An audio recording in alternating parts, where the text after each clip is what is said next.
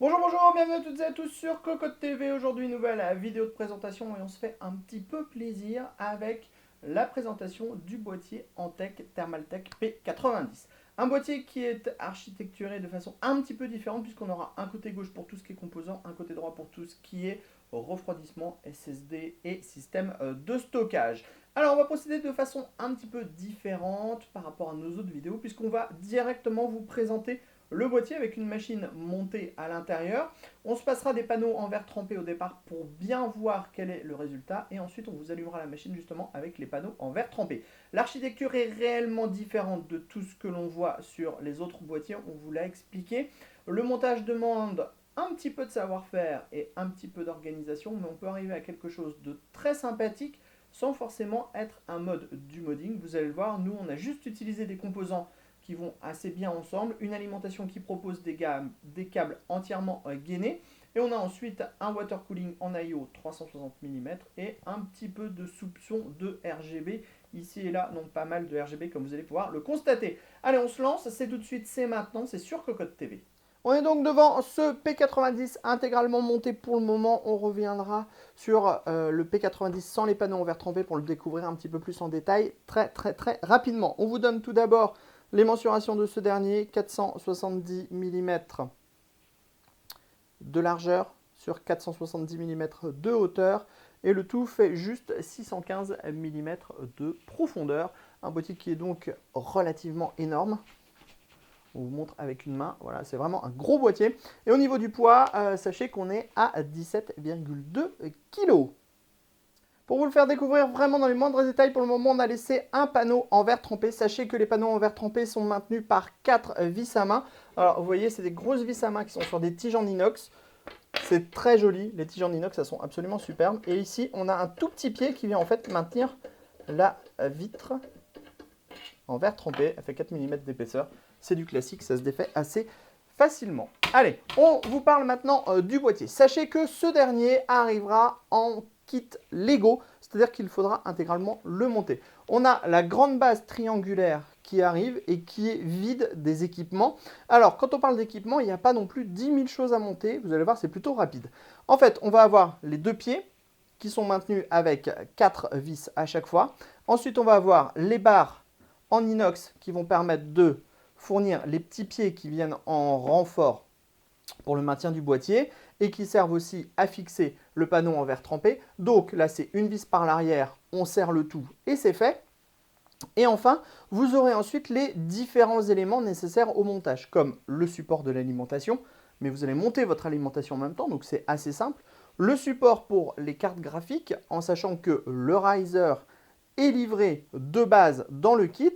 On pourra mettre les cartes graphiques à 90 degrés ou dans le sens classique. Et sachez qu'en plus, on a le nouveau support multi-slot, donc on pourra même mettre deux cartes graphiques en SLI si on le désire, à 90 degrés, ça c'est plutôt une bonne chose.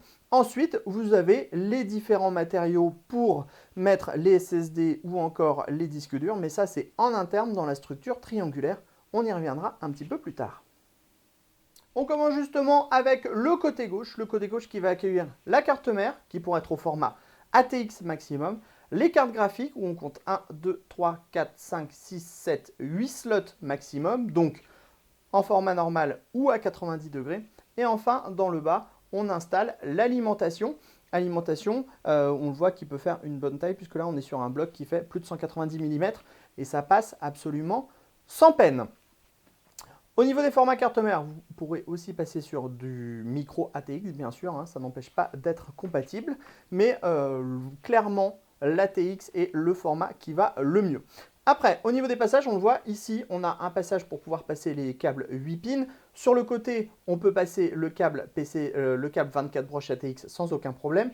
Et ici, on a les câbles à destination de la carte graphique qui viennent tout simplement passer par en dessous. Au niveau du passage, on a un double passage.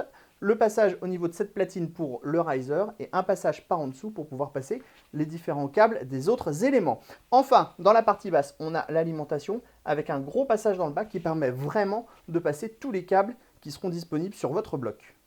Le côté droit propose un petit peu moins de choses et ce dernier est plutôt destiné en fait au water cooling et au gros système de refroidissement. Donc pour notre exemple, on a utilisé un AIO en 360 mm et vous pouvez le voir, ce dernier, il est un peu esselé parce qu'on peut sans problème passer à 420 mm, même encore plus gros, on a très clairement la place et la hauteur.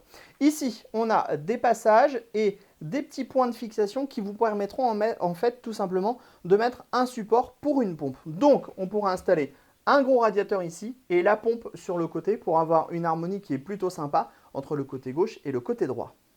En effet, vous pourrez aussi, si vous le désirez, exploiter le boîtier dans ce sens-là. Il suffit de ne pas monter les deux pieds qui sont à l'arrière et on pourra le poser à même le sol sur la base triangulaire. Sachez qu'il y a des pieds en caoutchouc qui sont livrés pour. Nous, ce qui nous intéressait, c'était de vous parler du panneau de contrôle que l'on trouve ici. On va retrouver le Power On, deux USB 3.0, deux USB 2.0, les entrées-sorties audio, le bouton pour le reset et un logo Thermaltake. On passe maintenant à l'arrière. On remarque ici les deux grilles qui sont filtrées depuis l'intérieur.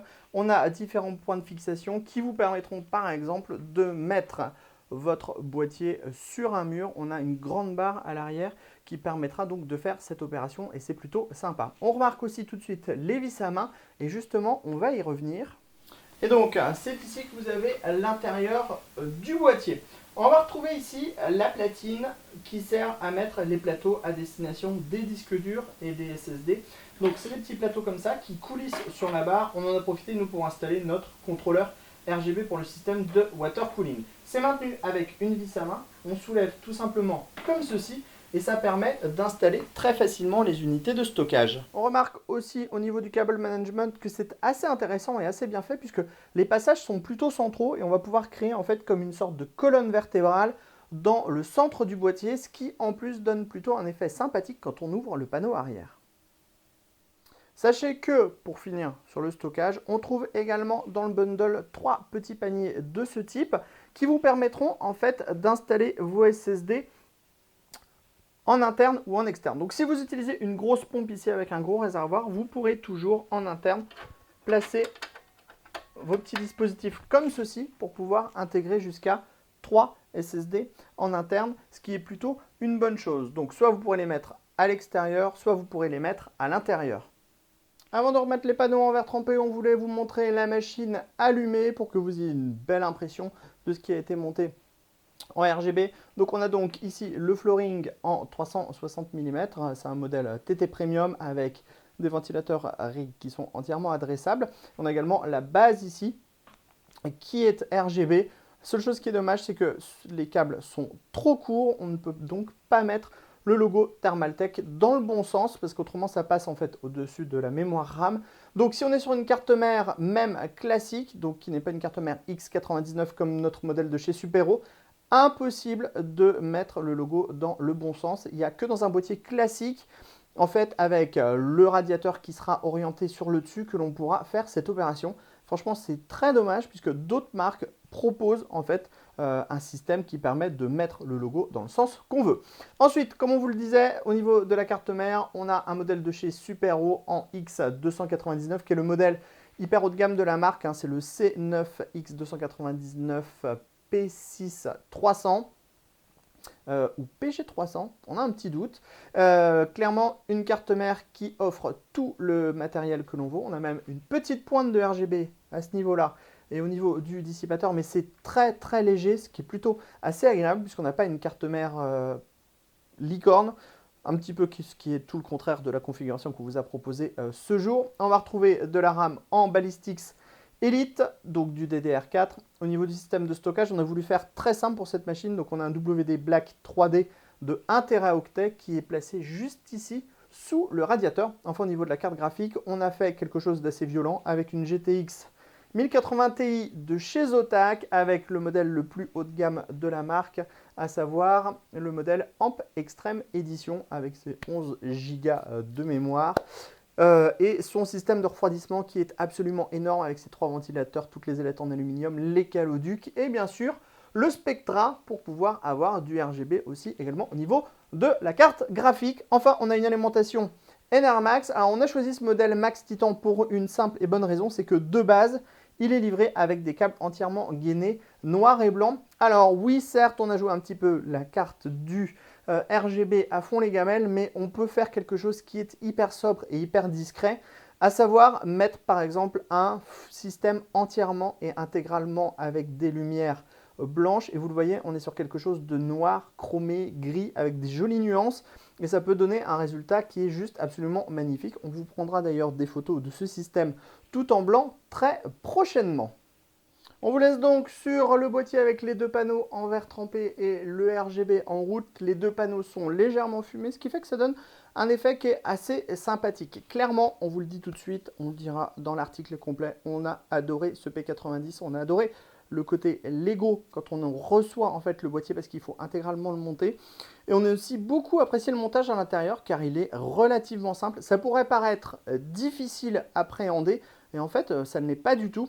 Et le tarif est de 180-190 € environ, avec les deux panneaux en verre trempé, les pièces en inox qui sont absolument magnifiques, et le riser, donc ce qui est plutôt pour nous un bon tarif à ce niveau-là. On vous laisse avec quelques plans séquences et on vous dit à très bientôt sur Cocotte TV.